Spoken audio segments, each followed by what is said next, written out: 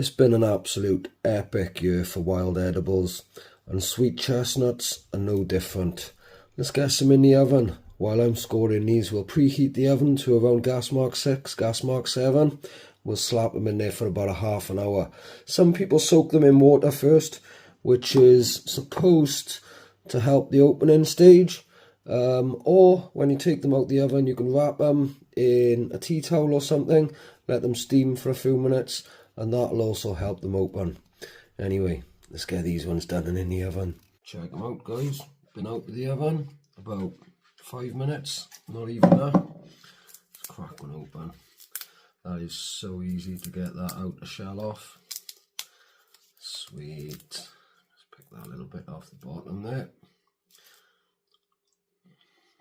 Oh wow.